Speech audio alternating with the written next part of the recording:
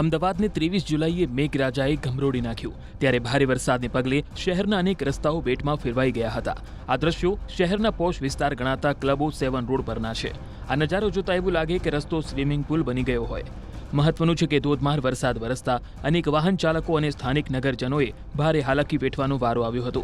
ખાસ કરીને આકાશ રેસિડેન્સીના બેઝમેન્ટ પાર્કિંગમાં પાણી ફરી વળતા અનેક વાહનોને નુકસાન પહોંચ્યું ત્યારે સમગ્ર વિસ્તારનો તાગ મેળવવા માટે ન્યૂઝ 18 ગુજરાતી ટ્રેક્ટર મારફતે પહોંચ્યું હતું।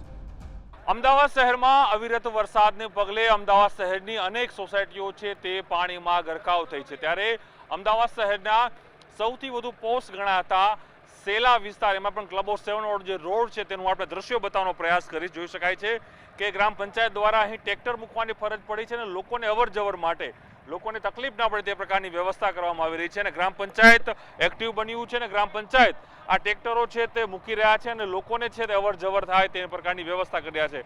ચારે તરફ જોઈ શકો છો કે ગગનચુંબી ઇમારતો છે, બંગલાઓ છે અને બંગલાઓની વચ્ચે જે છે એ દ્રશ્યો છે તે જોવા મળી રહ્યા છે।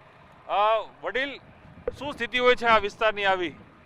આ વિસ્તારની નીચેનો ભાગ છે ત્યાં પાણી બહુ ભરાય છે, લોકોને તકલીફ બહુ પડી છે। દૂધ મળતું નથી, બ્રેડ નથી મળતી, કશું મળતું નથી। પાણી એકલા પુષ્કળ ભરાય છે કે અહીંયા કોઈ જોવાય આવતું નથી। વડીલ, શું કેટલા વર્ષથી રહો છો આ વિસ્તારમાં? અમે 8 વર્ષથી અહીંયા રહીએ છીએ। આ પહેલી વખત આવું છે, આટલું પાણી ભરાયું છે ને જેનો કોઈ નિકાલ નથી, પણ લોકોએ સારી સેવા અત્યારે આપી છે જેથી કરીને ગ્રામ પંચાયત આખી વ્યવસ્થા કરી છે, બહુ સરસ વ્યવસ્થા કરી છે। જેથી પાણી જે વ્યવસ્થા તમારે કેવી સ્થિતિ છે ત્યારે?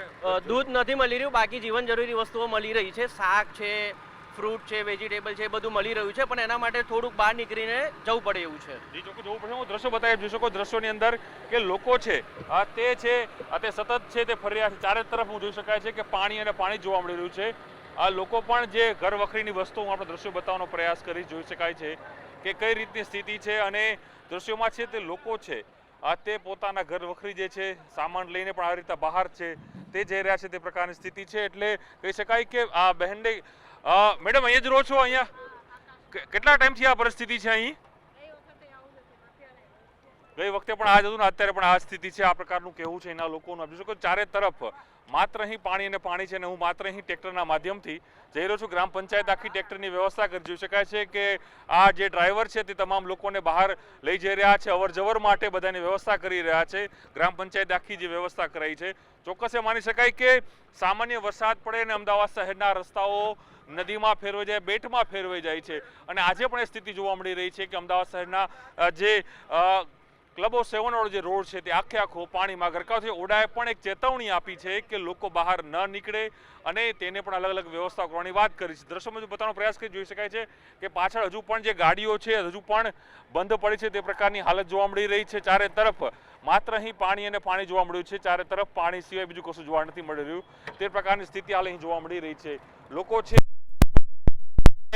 આ જોઈ અમે રસ્તા ઉપરથી પસાર થઈ રહ્યા છીએ અને કદાચ આ સૌથી સ્માર્ટ રોડ એ કહેવામાં આવે છે અમદાવાદ શહેરનો, કારણ કે સૌથી મોંઘો વિસ્તાર છે પરંતુ મોંઘો છે તેમ છતાં પણ આજે પ્રાથમિક સુવિધાના નામે અહીં મીંડું હોય તે પ્રકારના દ્રશ્યો જોવા મળી રહ્યા છે। કદાચ અમદાવાદ શહેરમાં આવી પરિસ્થિતિ વર્ષો બાદ જોવા મળી રહી છે કે જેની અંદર આજે રસ્તાઓ ઉપર ટ્રેક્ટરો અને એએમટીએસ જેવી બસો મૂકવી પડી રહી છે, કારણ કે લોકોને છે તે જીવન જરૂરિયાતી વસ્તુઓ લેવા માટે પણ તકલીફ પડી રહી છે। જોઈ શકાય દ્રશ્યોમાં જોઈ શકાય લોકો આ પરિસ્થિતિની સ્થિતિમાં જોવા મળી રહ્યા છે અને જેથી લોકો છે તે તમામ લોકો જોવા મળી રહ્યા છે અને લોકો અલગ અલગ વિસ્તારમાં પોતે ફરી રહ્યા છે।